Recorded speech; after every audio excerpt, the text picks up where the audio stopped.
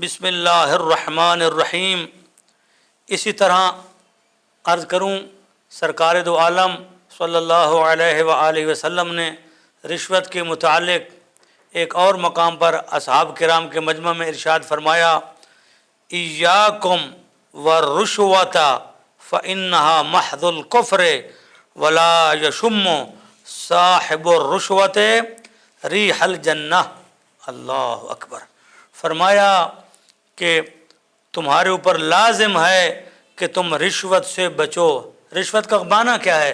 رشوت کا معنی ہے کسی غلط کام کے لیے کسی کو پیسہ دے کر اس کو حاصل کرنا، اس کو جائز قرار دلوانا یا اس کام کو کروا لینا، یہ رشوت ہے۔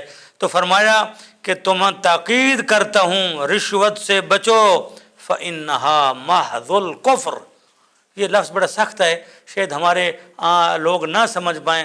ایک ہوتا ہے کفر، ایک ہوتا ہے کفر محض۔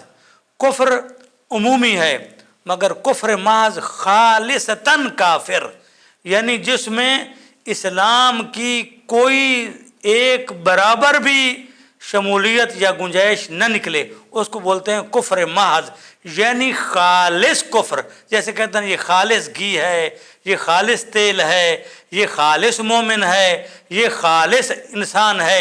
اس طرح فرمایا کفر محض ہے رشوت کا لینا، اس سے بچو۔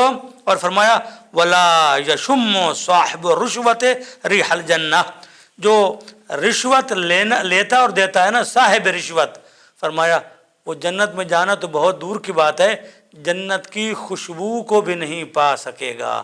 اللہ تبارک و تعالی ہمارے معاشرے میں رشوت کو ختم فرما دے اور ہم کو محفوظ فرما دے۔